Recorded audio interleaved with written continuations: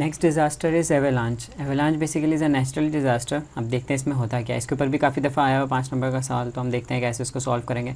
सबसे पहले as usual, अच्छा इसका वर्ड का मीनिंग ये होता है कि डिसेंट, ठीक है, नीचे की तरफ आना, ठीक है, इसका मीनिंग ये होता है। वर्डली मीनिंग जिसको कहते हैं ना, ठीक है, लिटरली मीनिंग जो भी कहते हैं, वर्डली मीनिंग वो ये है। अच्छा सेकेंडली आप क्या लिखेंगे, सबसे पहले तो लिखेंगे डेफिनेशन। डेफिनेशन क्या होती है, avalanche is sudden and often rapid mass movement of snow and ice down a mountain side due to gravity. ठीक है, सिंपल, कुछ भी नहीं है इसके अंदर। क्या है कि सडन और रैपिड मूवमेंट होती है किसकी, स्नो की। ये होता है स्नो। अब एक होता है लैंड स्लाइडिंग, वो लैंड की होती है, ठीक है, रॉक्स वगैरह उससे नीचे आते हैं, और एक होता है स्नो। स्नो का फिर ज़्यादा नाम चेंज रखा हुआ है ना, तो वो नाम है एवेलांच बोलते हैं उसे। जब स्नो या आइस डाउन नीचे आती है माउंटेन, किसी भी माउंटेन से नीचे की तरफ स्लाइड करते हुए आती है, तो वो आपकी ग्रेविटी की वजह से या किसी भी वजह से तो वो एवेलांच बन जाता है। ठीक है, आगे ये डेफिनेशन क्लियर हो गई। इसके बाद आप डालेंगे हेडिंग की, हेडिंग डालेंगे टाइप्स की। टाइप्स ऑफ एवेलांच क्या होते हैं, लूज स्नो एवेलांच। लूज स्नो एवेलांच कौन से होते हैं, सिंगल पॉइंट से ओरिजिनेट करते हैं, ठीक है, on slope and gathers cohesion, less cohesion होते हैं। जो ऊपर ऊपर की आपने बर्फ़ अगर देखी हो तो आपको पता हो, जो फ्रेश स्नोफॉल होता है ना, वो बिल्कुल लाइट होती है, बुरबुरा सा होता है और वो दब जाता है। तो बेसिकली उसको, वो जब एक पॉइंट से शुरू होकर ऊपर वाली सारी स्नो अगर कलेक्टिवली आग के नीचे आते आते गोल हो जाए ना, एक उसका एवेलांच बन जाए, पूरी स्लाइडिंग हो जाए इस तरीके से, तो वो ऊपर वाली बिल्कुल स्नो, लूज स्नो होती है, वो बिल्कुल लेस, ना इतनी डिजास्टर्स होती है, ना इतना उसमें कोई मसला होता है। अच्छा सेकंड आ जाती है स्लैब एवेलांच। स्लैब एवेलांच क्या होती है, कोहेसिव लेयर जो होती है ना स्नो की, एक जगह पे स्नो जैसे जम जाती है और सख्त हो जाती है, तो वो वाली अगर लेयर उसकी स्लाइड करे ना स्लोप से नीचे आए, तो वो आपकी स्लैब एवेलांच होती है। आप इसको विंड स्लैब्स भी बोल सकते हैं, सही है। लार्ज ब्लॉक ऑफ आइस इसके अंदर नीचे आते हैं और बाकायदा ह्यूज डिस्ट्रक्शन होती है और बहुत ख़तरनाक होती है ये वाला डिज़ास्टर, ठीक है, स्लैब एवेलांच वाला टाइप। Third is powder snow avalanche. Powder snow बिल्कुल जो स्नो हल्की वाली स्नो होती है, लूज स्नो होती है, इसके ऊपर वो वाली स्लैब, मतलब लूज स्नो भी हो, ठीक है, साथ में स्लैब्स भी, उसकी जो बड़ी स्लैब्स भी आ जाए, वो दोनों मिल के जब आती हैं तो उसको आप पाउडर स्नो एवेलांच को बोलते हैं। ठीक है, ये 190 माइल्स पर आवर की स्पीड से भी आ सकते हैं, इसकी स्पीड लिखी है। चौथा होता है वेट स्नो एवेलांच। सिंपल है, इसमें कोई पानी वगैरह भी साथ आता है, तो ये उसकी नेक्स्ट टाइप एक और टाइप है। अच्छा, अब आपने टाइप्स लिखने के बाद लिखेंगे कॉजेज़। वैसे तो कॉजेज़ ऊपर लिख लें तो ज़्यादा अच्छा है, डेफिनेशन लिखें फिर लिखें कॉजेज़ ऑफ एवेलांच क्या क्या हो सकते हैं। कॉजेज़ ऑफ एवेलांच हो सकते हैं आपके, सबसे पहला टेरेन रिलेटेड फैक्टर्स हो सकता है। टेरेन रिलेटेड फैक्टर्स के अंदर आपका क्या आ सकता है, स्लोप एंगल आ सकता है कि भाई किस तरह का एंगल है जिसके ऊपर स्नो जमा हुई है, तो ज़्यादा एंगल होता है उसमें, स्टेबिलिटी कम होती है एंगल्स के अंदर ना, कुछ अगर स्ट्रेट है तो ऑब्वियसली वो नीचे आएगा ज़्यादा, तो ये एक फैक्टर है। फिर साइज़ कितनी है उसकी, मतलब स्नो के ऊपर स्नो का कितना साइज़ है, ये बहुत मैटर करता है इसके अंदर। ज़्यादा स्नो होगी तो ऑब्वियसली ज़्यादा फिर एवेलांच की साइज़ एक तरफ जमा होगी और फिर वो स्लाइड करेगा ही करेगा। शेप मैटर करती है कि भाई शेप अगर किस तरह की शेप है लैंड की, अगर लैंड की शेप पहाड़ी शेप इस तरीके से, ऑब्वियसली पहले ही स्टीप शेप है तो उसके ऊपर जो बर्फ़ होगी तो उसने स्लाइड करना ही करना है, उसके चांसेस ज़्यादा हैं।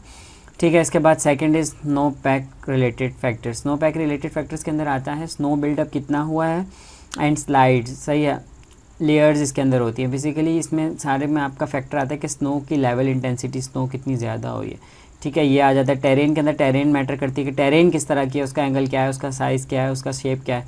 स्नो के अंदर स्नो कितनी ज़्यादा है और किस तरीके से उसकी लेयर्स कितनी स्ट्रॉन्ग है, क्या चीज़ है उसके अंदर, ठीक है। थर्ड है वेदर रिलेटेड फैक्टर।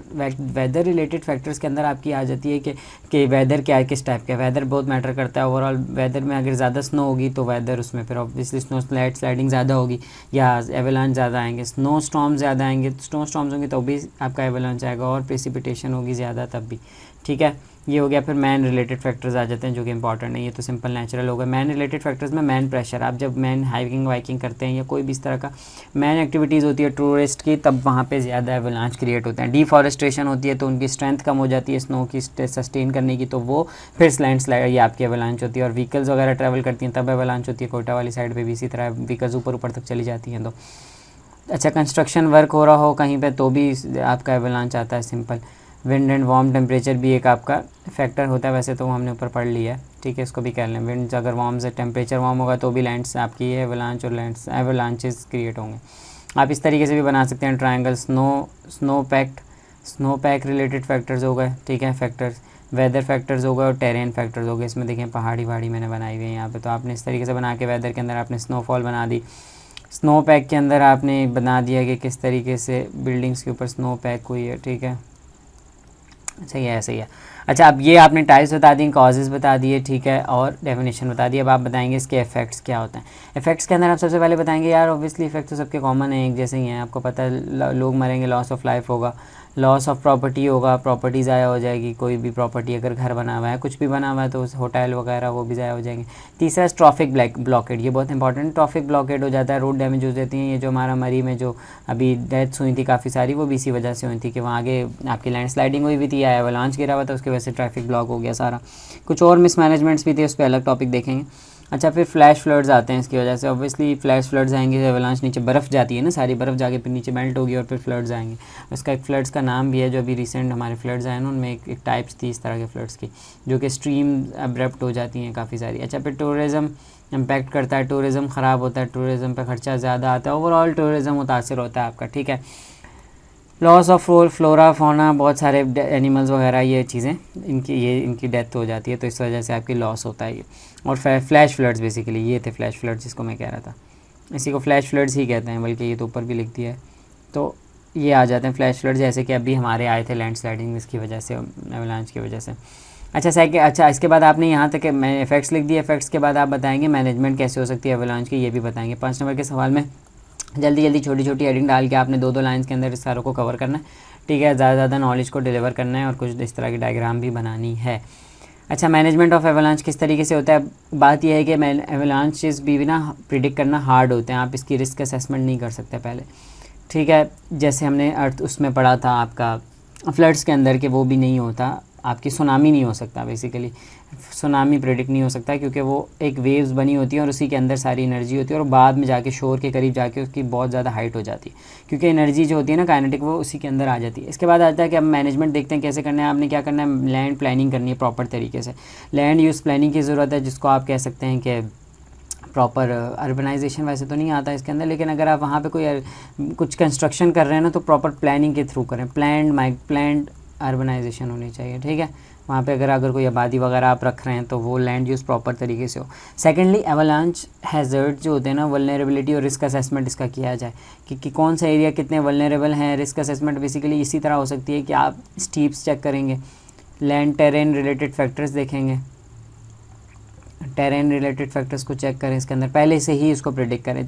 तीसरी चीज़ आ जाती है R&D and knowledge, research and development करने की ज़रूरत है कि भाई ओवरऑल किस जगह पे किस तरीके से एवलांच क्यों जनरेट हो रहे हैं, क्या जनरेट हो रहे हैं, रीजंस वगैरह पता करने के लिए हमारी R&D बहुत ज़रूरी होती है। ये मैनेजमेंट का तरीका है, नॉलेज उससे जनरेट होगा और फिर नॉलेज से हम उसको यूज़ कर सकते हैं। इसके अलावा आप मैनेज करने का कैपेसिटी बिल्डिंग ओवरऑल ये तो ज़रूरी है, ट्रेनिंग करें हमारे NDMA के एम्प्लॉयज़ की, PDMA के एम्प्लॉयज़ की, और डिस्ट्रिक्ट लेवल पे इनकी आपकी कैपेसिटी बिल्डिंग करें इनकी। ओवरऑल रिसोर्सेज़ की ज़रूरत है हमें इसमें, लेकिन रिसोर्सेज होने चाहिए उनके पास, फंड्स एलोकेशन की जाए उनकी। अच्छा, पब्लिक अवेयरनेस एक और फैक्टर है कि आप पब्लिक को भाई अवेयर करें कि इस तरीके से कोई भी अगर एक्सटेंसिव या बहुत ज़्यादा स्नो होती है तो आपको वहाँ से जगह को छोड़ देना है, अबेंडन करना है अपने घरों को, और वो सारी चीज़ें टूरिस्ट को भी बताएं, सही है।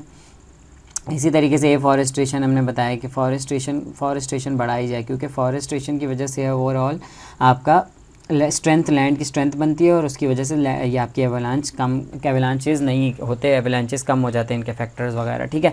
तो ये कुछ फैक्टर्स थे तरीके आप किस तरीके से एवलांच को मैनेज कर सकते हैं, और ये उसके इफेक्ट्स आपने 2-3 बताने हैं, आपने साथ में उसकी कॉजेज़ बताने हैं और टाइप्स बतानी है, और साथ में थोड़ा सा इंट्रोडक्शन देना है, और ये मोर देन इनफ है आपके 5 नंबर के सवाल के लिए। कुछ भी नहीं होता, ये तो 2-3 पेजेस भर जाएंगे आपके लिखते लिखते। Thank you so much. आगे नेक्स्ट टॉपिक हम और मज़ीद डिज़ास्टर्स वगैरह को देखेंगे। Thank you.